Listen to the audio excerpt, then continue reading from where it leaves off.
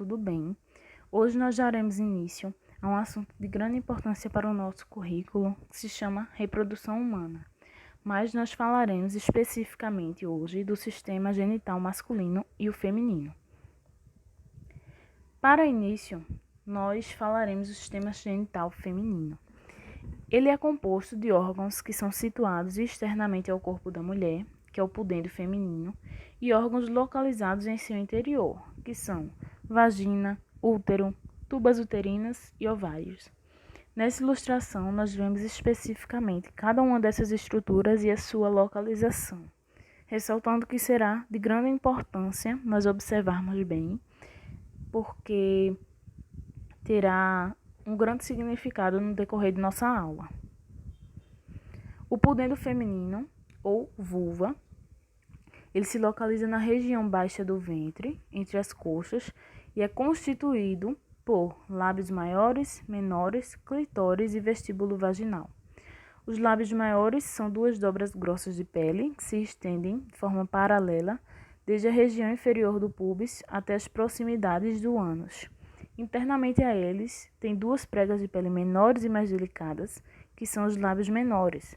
Eles delimitam a entrada da vagina, que é a região chamada vestíbulo vaginal. Na região anterior do pudendo, na parte de cima, perto da junção dos lábios menores, está o clitóris, que é um órgão constituído de tecido erétil, e durante a excitação sexual feminina, ele se enche de sangue e fica entumecido. É considerado um órgão homólogo ao pênis, ou seja, de mesma origem, mas diferentemente dele, não contém a uretra. A uretra das mulheres se abre com uma pequena fenda que está entre o clitóris e a abertura da vagina, certo? E no vestíbulo, ao lado da abertura vaginal, tem um par de glândulas que são produtoras de secreção lubrificante, que durante o ato sexual facilita a penetração do pênis. E as mulheres virgens, ou seja, aquelas que nunca tiveram nenhuma relação sexual vaginal, esse orifício da vagina, ele é recoberto parcialmente pelo ímen, que é uma membrana mucosa, que só se romperá, geralmente, no primeiro ato sexual. A vagina é um tubo de paredes fibromusculares que vai do pudendo feminino, da parte mais exterior, até a base do útero, com o qual vai se comunicar. As paredes da vagina, durante a excitação sexual, se dilatam e aquelas glândulas já faladas anteriormente vão secretar as substâncias que têm a função lubrificante. O útero é um órgão muscular, oco e de tamanho e forma parecidos com o de uma pera. Tá? A porção mais afilada do útero, conhecida como cérvix ou colo do útero, é rica em um tecido conjuntivo fibroso e tem a consistência mais firme que o restante do órgão. Ele se projeta para o interior da vagina e se comunica com ela por meio de uma pequena abertura. E durante o parto, essa abertura vai se dilatar e vai permitir a saída do bebê. Nas mulheres que nunca engravidaram, ele mede cerca de 7,5 cm de comprimento por 5 cm de largura. Bom, no interior do útero ele é revestido pelo endométrio. O endométrio é um tecido rico em glândulas, vasos sanguíneos e linfáticos, tá? Que a partir da puberdade se tornará periodicamente, a cada 28 dias geralmente, mais espesso e rico em vasos sanguíneos, que vai preparar o organismo da mulher para uma possível gravidez. Se a gravidez não ocorrer, parte desse endométrio que se desenvolveu vai ser eliminado junto com o sangue resultante da degeneração dos vasos sanguíneos que ali estavam dispostos, tá? E esse processo se chama de menstruação. O período entre uma menstruação e outra, ele é chamado de ciclo menstrual. Muitas pessoas confundem que ciclo menstrual é só aquele período em que a mulher está com a menstruação ali, mas não, gente. O ciclo menstrual é o período que vai ocorrer entre uma menstruação e outra, esse intervalo, ok? As tubas uterinas são tubos curvos e estão ligados à parte superior do útero. A extremidade de cada tuba é alargada e franjada e se situa próxima de um dos ovários. O interior dessas tubas é revestido de células que têm cílios, e o batimento desses cílios cria uma corrente de líquido em direção ao útero, que vai ajudar no deslocamento do óvulo que vai ser liberado pelo ovário. Os ovários são estruturas com formatos de ovos, tá? São localizados na cavidade abdominal, especificamente na região das virilhas. Na porção do ovário mais externa, se localizam as células que dão origem aos óvulos. Nós vemos aqui na ilustração especificamente, né, a sua estrutura, onde se situa cada partezinha, onde estão as tubas, os ovários e suas comunicações. A ovulação é o processo que vai dar o movimento dos óvulos no corpo, né? A presença deles ali. E a formação desses óvulos é denominada ovulogênese, que vai ter início antes do nascimento da mulher, tá? E em torno de seu terceiro mês de vida intrauterina. Bom, as células que formam os gametas femininos, os óvulos, são chamadas ovogônias. E esse óvulo já formado, ele vai ser liberado pelas trompas para seguir até o útero e esperar ser fecundado, tá? E durante o processo de ovulação são liberados hormônios e entre uns deles, os mais conhecidos são FSH e LH. Bom, o sistema genital masculino ele se compõe, assim como o da mulher, de órgãos externos e internos. Externamente encontra-se o pênis e o escroto, e internamente os ductos deferentes, as glândulas seminais e a próstata. Nessa ilustração nós vemos especificamente cada um deles, tá? E suas ligações, onde se localizam, tudo certinho. O pênis, ele é um órgão copulador masculino, aquele que vai ter contato, tá, no ato sexual com a mulher. No seu interior tem 3 massas de tecido erétil, 2 corpos cavernosos e um esponjoso, ok? E eles, durante a excitação sexual masculina, devido ao acúmulo de sangue, promovem a ereção do pênis, que possibilita o ato sexual. Próximo à extremidade do pênis, o corpo esponjoso se expande, que forma a glande, tá?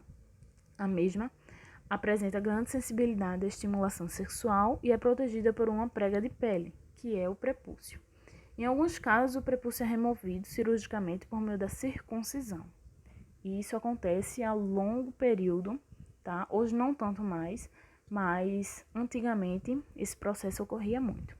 E é bom ressaltar que o pênis é percorrido longitudinalmente, ou seja, por todo ele, pela uretra, que é um canal que faz parte tanto do sistema urinário quanto do genital, servindo para eliminar tanto a uretra como o esperma. O escroto é uma bolsa de pele situada entre as coxas, na base do pênis, e no seu interior é onde se alojam os testículos, que são as gônadas masculinas, tá? O testículo ele é constituído por tubos finos e enovelados e os túbulos seminíferos. E esses túbulos são formados em volta por camadas de tecido conjuntivo, tá? No interior dos túbulos seminíferos são produzidos os espermatozoides, que são os gametas masculinos. E entre eles é onde se situam as células intersticiais, que são responsáveis pela produção de testosterona, que é o hormônio sexual masculino.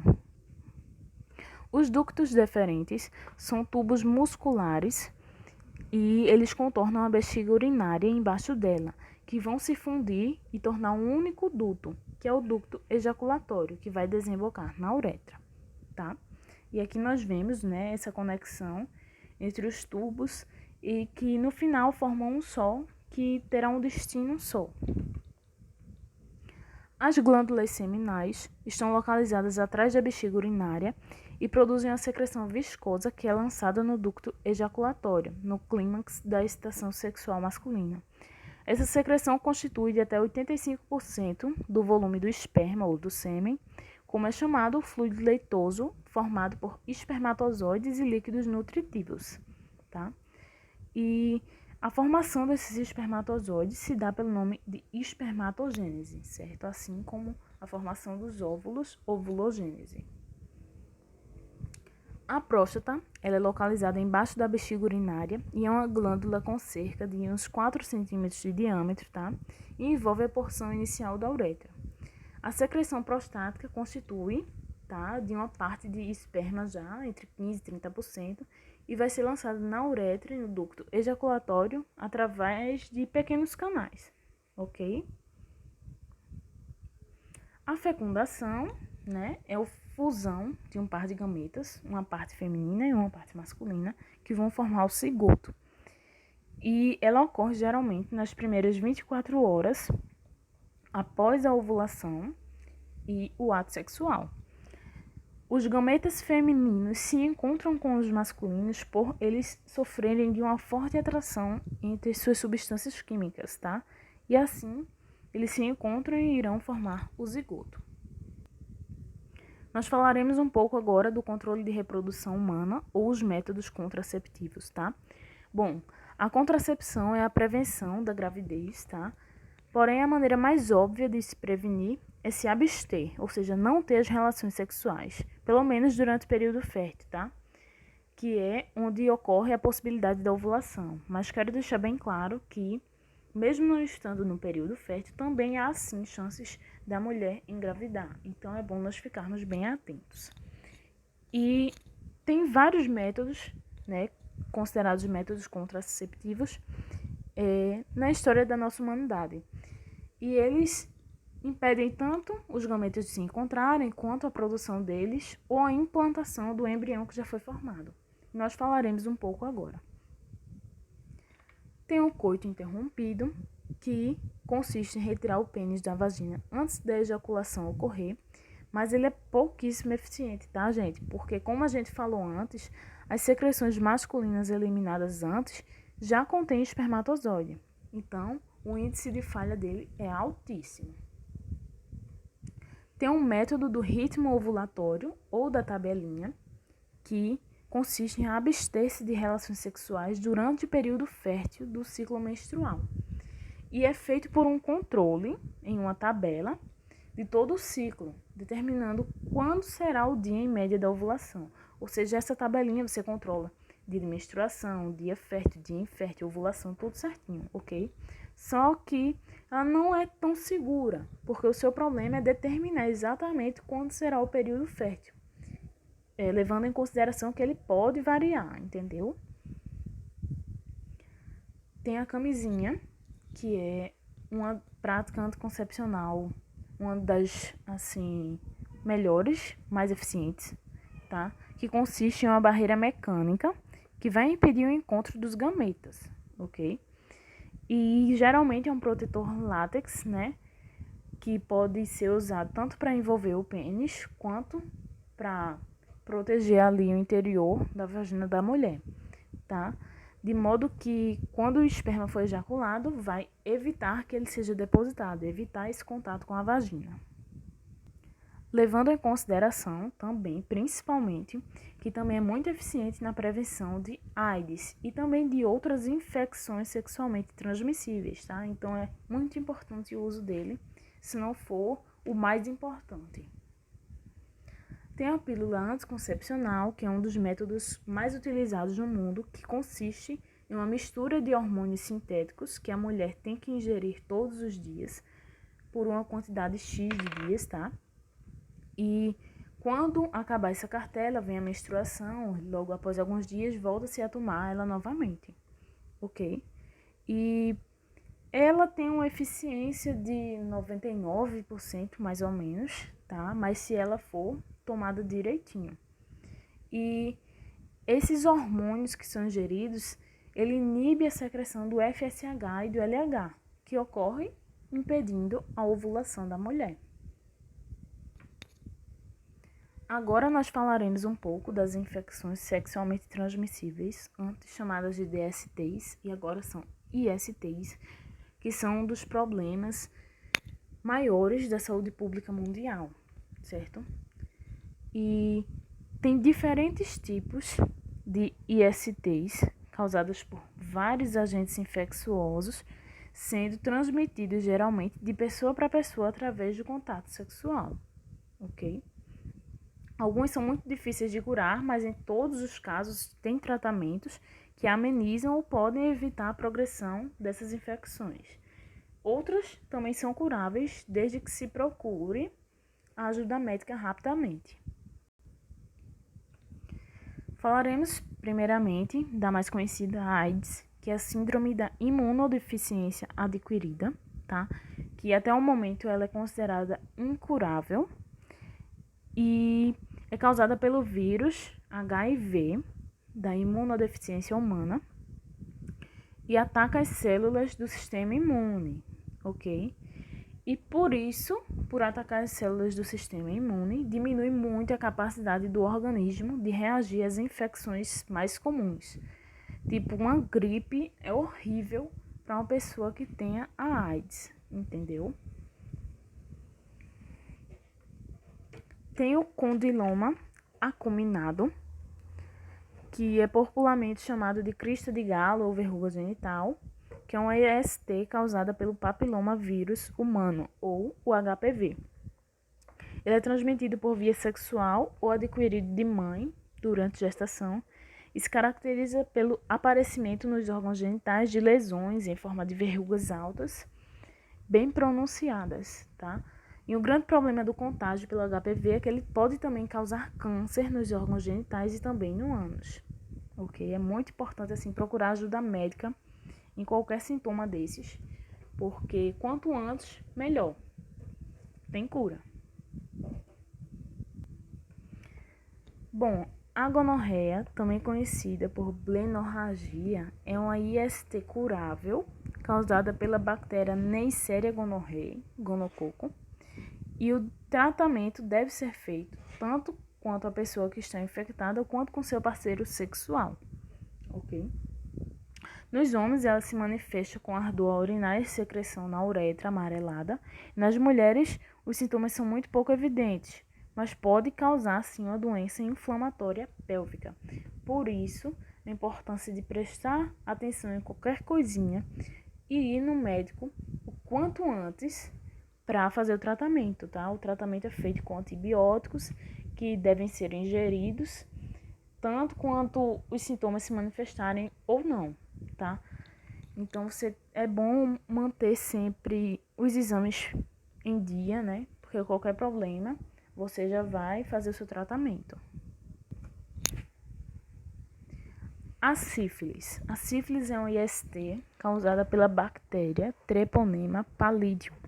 Ela é curável e tem alguns estágios. Pode ser transmitida por via sexual ou da mãe para o feto durante a gestação.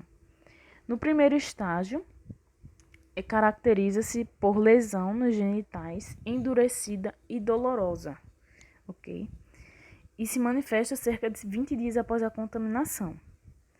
No seu segundo estágio, caracteriza-se por lesões escamosas na pele e nas mucosas, dores no corpo, febre, enfim, dor de cabeça, falta de disposição, tudo isso que são sintomas até um pouco, alguns dos seus sintomas são parecidos com uma gripe, né? Dor no corpo, febre.